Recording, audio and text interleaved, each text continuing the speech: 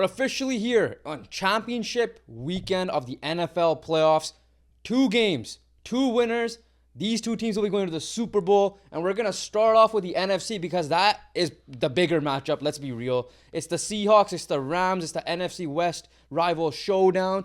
The Seahawks beating the brakes off the 49ers, and the Rams getting a narrow victory over The Bears. With a fun weekend there. But yeah, let's get right into it with this matchup. Well, obviously, we already know what's going to come down to.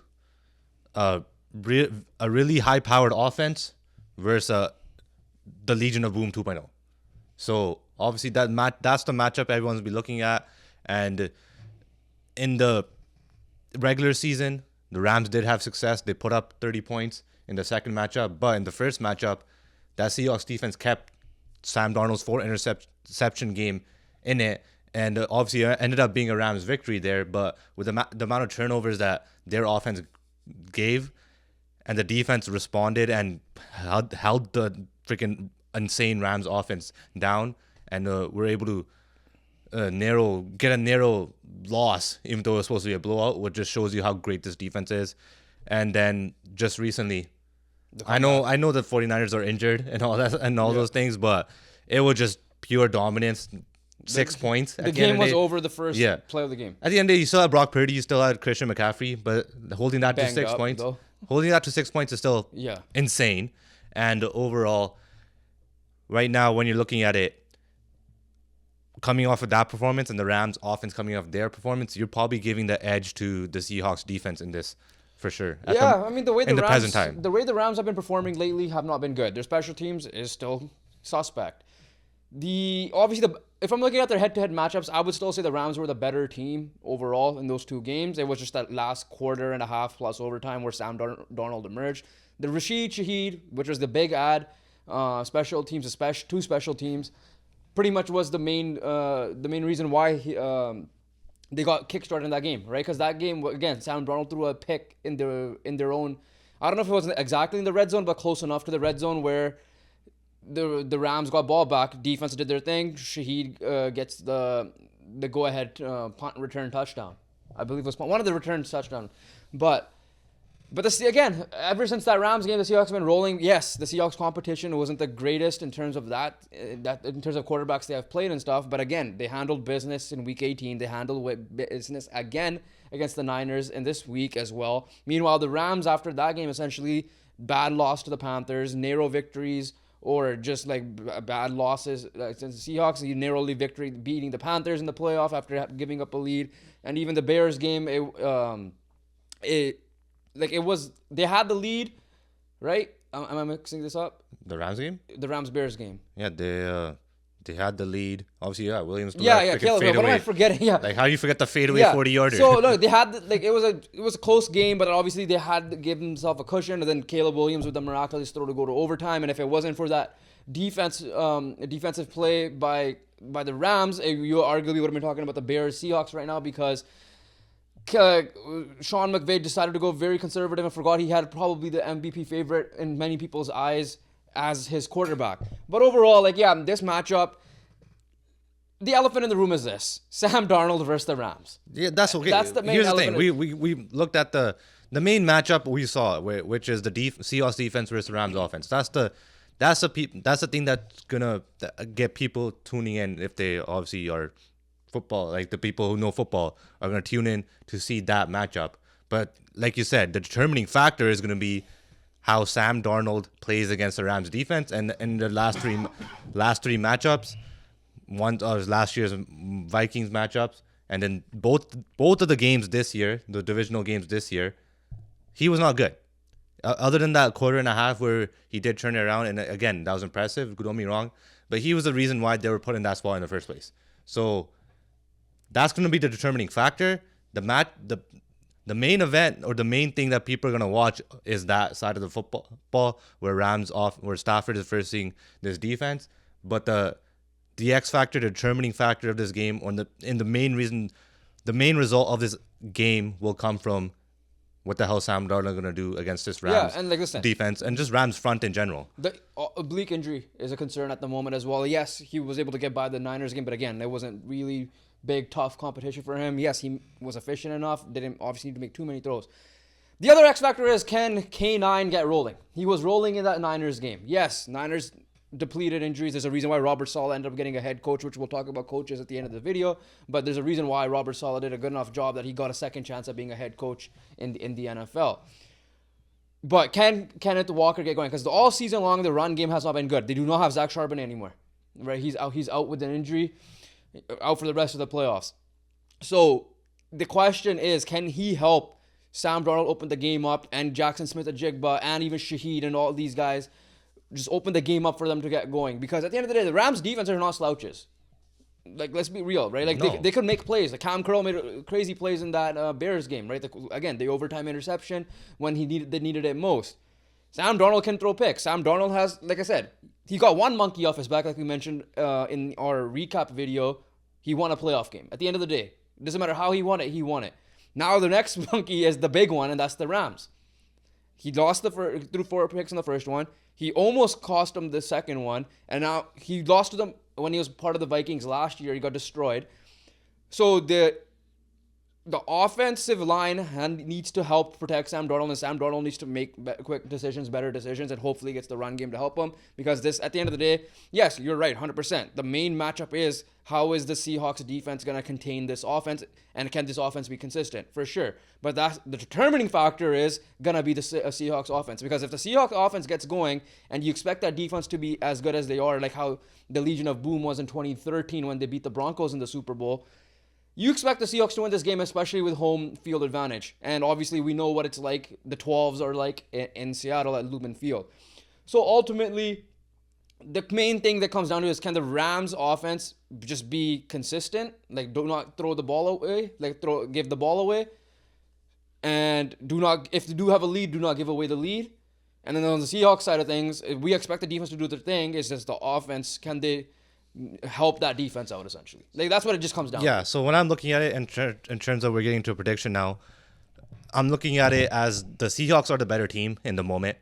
The Seahawks are the team that look like the most in these playoffs so far, even though it was one game, but still. The Rams don't look great. They just don't. Having that close of a game against Carolina is unacceptable. And then obviously the Chicago Bear game was going to be a close game, but the offense was not good. Let's be honest. And it's not like the Bears defense was good. Like, they're just good at takeaways, but they're not anything other than that. They're not anything special. So in that sense, the Rams do not look like themselves. The Seahawks definitely do look like themselves in the moment, and they have been playing like that. So that's that question. But the other one is, like, where I want to lean to the Rams is, like, which quarterback I'm going to trust. And that's obviously, right now, the answer is Matthew Stafford. One of them is literally a top 2 MVP candidate. So for the pick wise, I was heavily leaning. I picked the Rams from the beginning, and I was heavily leaning the Rams, but I really do want to go Seahawks because of the way the Rams are playing right now and how good the Seahawks look. It's still a toss-up. Honestly, it's confusing, but if I'm going to go with one, I'm going to stick with the original prediction and pick the LA Rams winning. So, for me, I also went with the Rams in general at the beginning of the playoffs. And listen, are there slight concerns? For sure. I'm still sticking with my pick, the Rams. I'm not going to switch off of it because at the end of the day, they're still in. Like, I'm not going to, unless I saw something super significant to switch, I'm not going to do that, right? So I'm going to still stick by them. It's mainly because, listen, yes, playoffs, different setting, don't get me wrong, but the Rams are experienced. This is not like the Chicago Bears for the first time. This is not the Carolina Panthers or whatever. Some New England Patriots you could even argue in this situation against the Seahawks. I'm going with the LA Rams because you have the arguable MVP frontrunner, right? Again, 1-2 between him and Drake May. You still have a really competent defense. Jesse Minter is getting head coaching positions. There's a reason why some of these coaches have not been filled, because you have Clint Kubiak on one side of the ball with Seattle.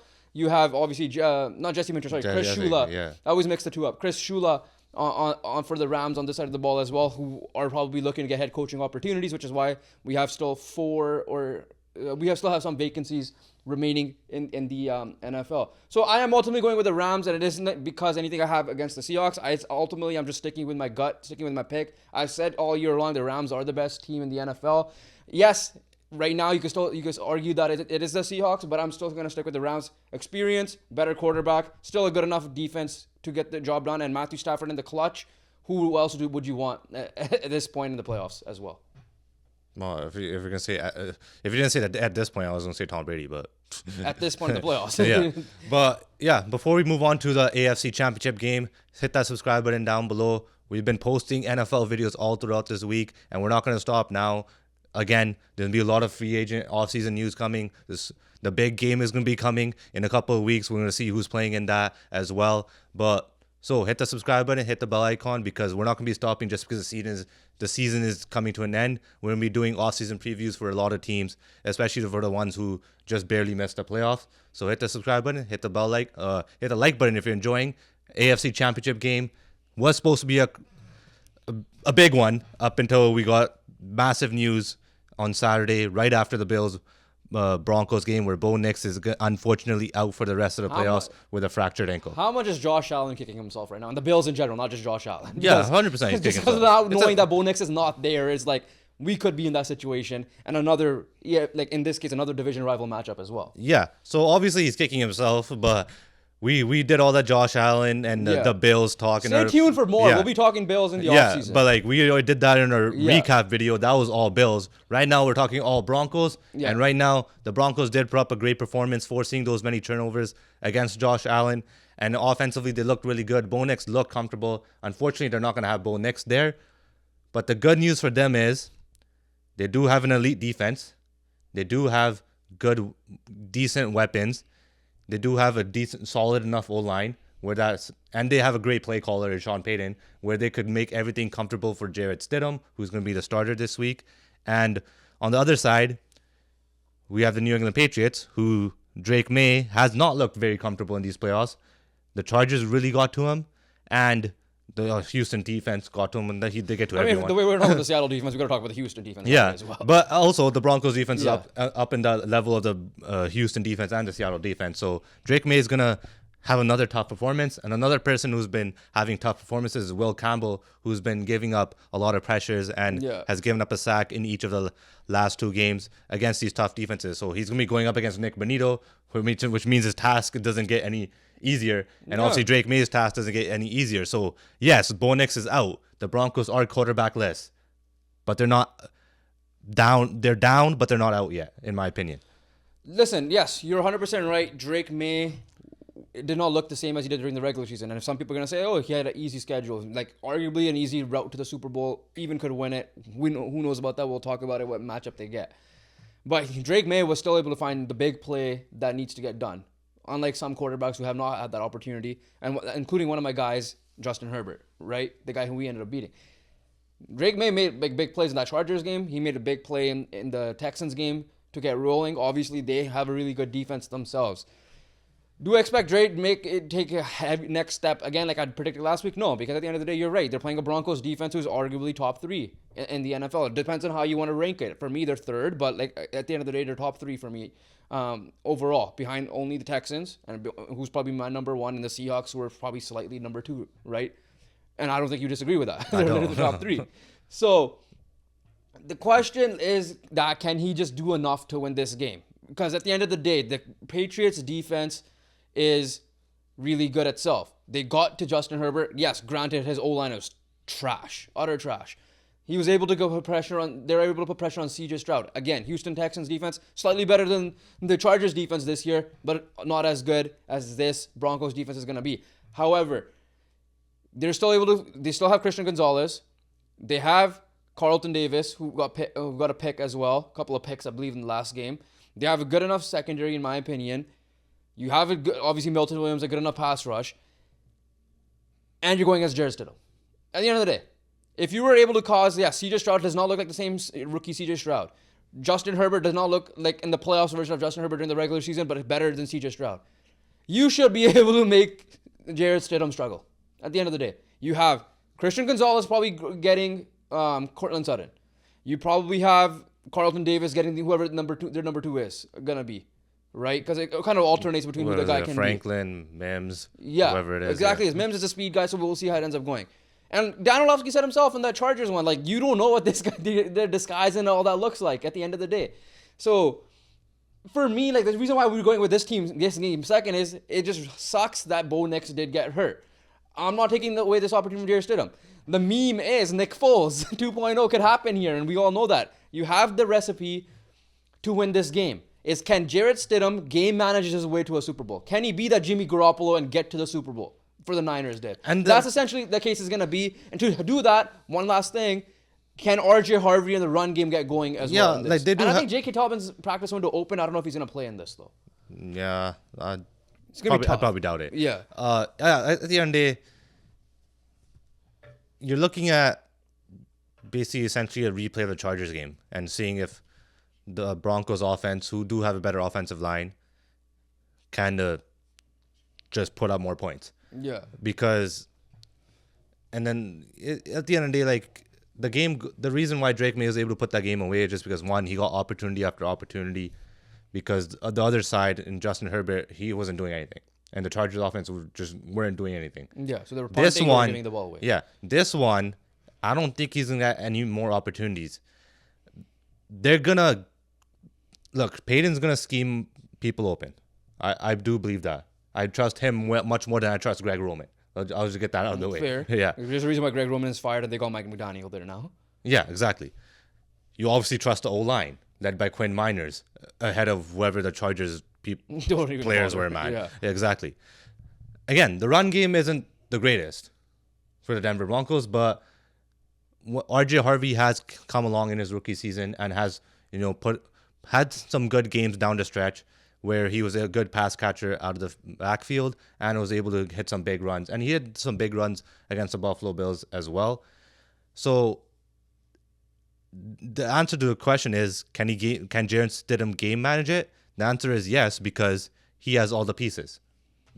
When you're looking at game managers, when you're looking at Jimmy Garoppolo, like again, the Broncos don't have elite weapons like the Niners did, but they do have solid enough weapons, a solid enough line, and a solid enough running back, and an insane defense. So, and also Stidham's not like a young guy coming in as well. Stidham's like been in the league for a while now. And I know he hasn't played in a long 20 time. 20 games only. Yeah. 20 in his career. But this is a guy who's been in locker rooms, been in quarterback meetings and all that. This is not like some rookie 6th-round quarterback or 7th-round quarterback playing. I mean, yeah, one of the teams was New England back in those like 2019, so like the Brady era a little bit. Yeah, a couple of years. Again, it is going to be tough. It's going to be like you need things to go almost perfect for you to win this football game for sure. But the route and the possibility is there because we have seen people done it before, and honestly, all you need is 2 games to obviously get to that thing. 2 games against 2 really good teams. But whoever comes out of the NFC and then this is not. You're not doing this for a season. But can I say one thing? Sean Payton does this. I know he has the Bounty Gate scandal on his ass, but we got to put this guy in the conversation of one of the greatest coaches of all time. At the end of the day, he's won one with New Orleans. Yes, he could have won more. Obviously, we know this thing that happened in the Rams Saints game with the PI there, and he could have was taken away an opportunity of winning another one there. But like, this is going to be arguably one of the greater coaching jobs for these last 2 games specifically we have ever seen. Like Kyle Shanahan, obviously throughout the year, 100% agree with that. If Kyle Shanahan got to the Super Bowl, he would have been considered and actually ended up winning with this roster. No doubt about it. I don't think anyone would do what Kyle Shanahan did. Obviously, he didn't. He didn't. At the end of the day.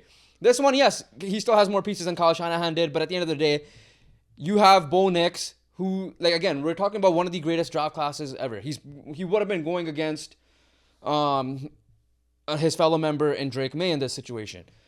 The thing is, it's still, like, he's, to put a bow to that conversation, yes, he should be considered up there as, like, not just as the singular season thing, but, like, up there as one of the greatest coaches of all time if he were able to get this done.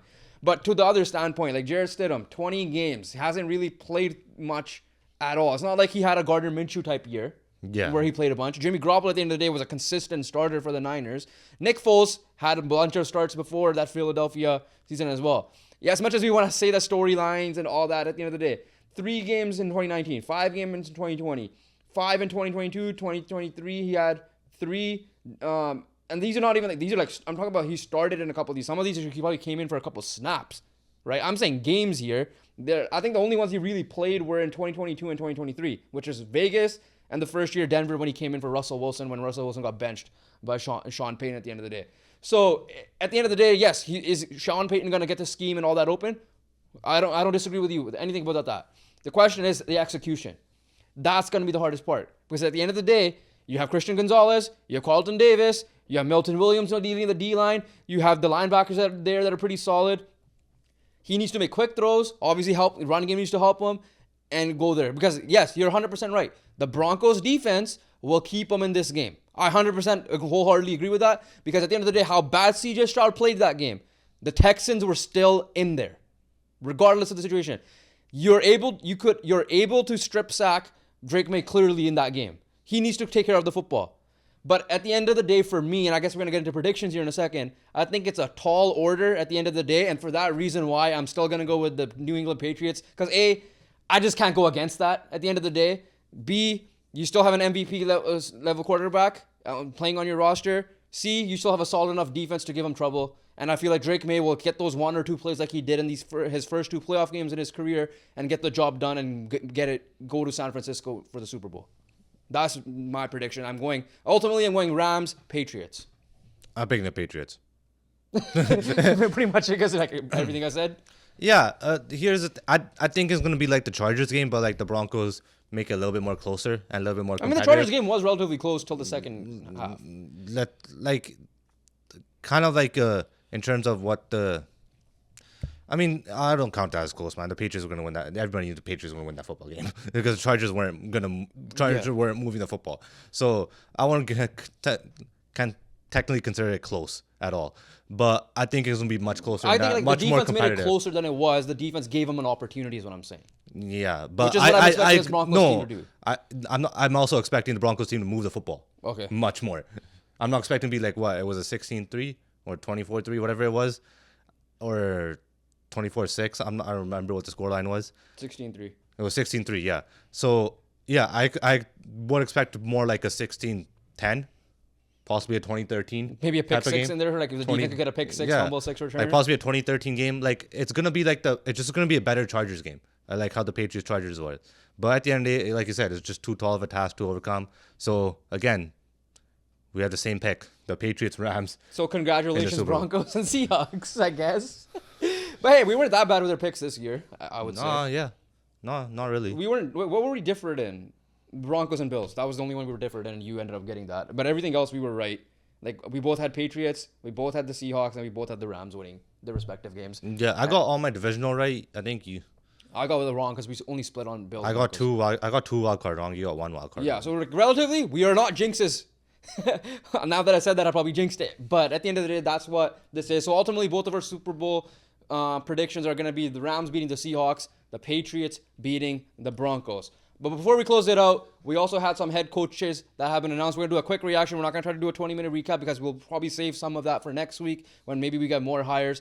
But we got some coaches taken up. The first one, the big one, John Harbaugh is officially a New York Giant. My quick reaction is that I think that's the perfect spot for the Giants to get someone who's been there, who can set a culture, who's going to gain the respect in the locker room at the end of the day. Because a guy like Brian Daboll, he has 1 year of good playoffs. After that, he didn't really have the respect of the team. He has John Harbaugh, New York. At the end of the day, they call it New York Football Giants for a reason. They're the big brother of the thing of New York when it comes to football. They have 2 Super Bowls in this century, right? The Jets are a mess, and they're still gonna probably continue being a mess for all we know. So if he gets that Giants team evolved. Even like we don't know what's gonna happen with the Cowboys next year. We'll see if Jaden Daniels and the Commanders can bounce back. Eagles, we'll figure out what their drama situation is. But if this guy can get back to the heights of what Brian Daboll did his first year and even more, you have Jackson Dart. The only question I have with Jackson Dart is stay healthy. Do not take enough hits. If John Harbaugh is telling you not to do that, you must listen. Yeah, and you have underrated weapons and a pretty solid defense. Well, it's not really. I mean, you have still one of the best weapons in Malik Neighbors. No, but I'm thinking like Wan'Dale Robinson, for example. Yeah, like the weapons, I won't say they're underrated. I think they're really good weapons. And obviously, when he comes back, hopefully healthy, Cam Scatterbo as well. So, and Theo Johnson took a big step there. For John Harbaugh, again, he did make some questionable decisions in Baltimore, which doesn't make his firing a total surprise for me. It was time to move on. But it was a surprise at the end of the day because it's John freaking Harbaugh. So again, yeah, he's going to set the culture. He's going to set the expectations of what needs to be expected. I think he's also getting a little bit more of a leadership role, where the owner's gonna, where he's only directly answering to the owner of the which is Giants. crazy to me. By the But way, that's how much you think of Joe Schwinn. I think I don't know how he's still there. I think Mara just wanted to get the job done. Get me Harbaugh, and we're gonna do whatever it takes. So again, but this guy needs to get obviously the right offensive minds in, because It might be Monken, still. it could be potentially, which might is not a terrible choice. Like that way, but So let's just hope it's not Greg Roman again, because Yeah. obviously we know that wasn't great in Baltimore. So again, get a great offensive mind in, and you're set. And we already know Harbaugh is what type of head coach he is. There's no explanation needed for that. Next one, Stefanski. Kevin Stefanski has officially joined the Atlanta Falcons. He has all the offensive weapons he can ask for. He has all the pieces he can ask for offensively. I know he didn't, especially in his later tenure of the Cleveland Browns, he definitely did not have that, especially a quarterback at one point, to the point that Joe Flacco was, after Baker Mayfield, Joe Flacco was his best shot. Deshaun Watson rolling. Yeah. The Deshaun Watson experiment, absolute fail. Whatever happened this year with their 4 different quarterbacks that they had, did not work out, obviously. Yeah. So, and he's also a 2-time Coach of the Year winner. So it's not surprising that the first 2 coaches got hired were solid coaches in the NFL at the end of the day. So we'll see. I can't really, because obviously the offense got stale in Cleveland. But I can't put that all on Stefanski, because he didn't have the talent at all. If his offense is stale again in this tenure, then I'm like, okay, then it's on Stefanski and his play calling and whatever, and his scheme and his game planning. But I do believe that he has the right tools here and the right pieces here. Like, you have Drake London, you have Bijan Robinson, you have Kyle Pitts, who actually had a good year. Emergence year, yeah. And resurgence or a year. Decent O-line, and hope. Defense is solid. You still keep it all. Defense is solid. Well. The quarterback at the end of the day, Kirk Cousins played good down the stretch, and obviously Michael Penix his health is the main concern there. So there's no excuse for Stefanski, in my opinion. You could arguably say that out of all the availabilities, obviously Baltimore for me would have been number 1. Eventually it became Buffalo a little because you have Josh Allen, but then there's drama after that firing with Sean McDermott happened. Is that this Atlanta job was up there in terms of one of the best spots. They obviously have Matt Ryan as the POFO spot, President of Football Operations. I don't know what they're going to figure out with the GM side of things. Obviously, it won't matter too much if you have Matt Ryan leading the charge there. But I love it. I just need him to figure out the quarterback. Is it going to be Michael Penix? Is it not? Is Kent or Kirk Cousins? At the end of the day, we saw him do well with different ages, different styles of quarterback. And I believe hopefully get over the Atlanta curse, and they could probably get into the playoffs, and I'd love to see that Baker Mayfield drama going there. Next one, I'm going to go with another former head coach. This wasn't the 3rd hire, this was the 4th hire. And that's, like I mentioned earlier, Robert Saleh, to our division rivals, the Tennessee Titans. Listen, I'll start off with this one. I know what you're going to say too as well, and to a certain extent. He was dealt a bad hand with the Jets. I don't think he had the choice to hire. Like, he got Nathaniel Hackett there. A lot of that was because of Aaron Rodgers. So, but he improved that defense a lot more. This Titans defense needs a lot more improving. We saw what he did with, again, with the Niners on defense at the end of the day. So for me, I love that he got a second opportunity. I hated that it's in our division. I'm not rooting against the person, but I'm going to be rooting against the team regardless. So hopefully the hiring doesn't pan out in that sense. But overall, when it comes to it, he deserved a second opportunity at a proper spot, and we'll see what's happening. And the rumor is they might get Brian Daboll there as the OC. Which is obviously going to be huge, and also huge for Cam Ward and his development. Yeah. And as a Colts fan, and especially as a Colts offense, and Shane Steichen especially, I'm going to be scared, because now you have 3 defenses that's going to be good.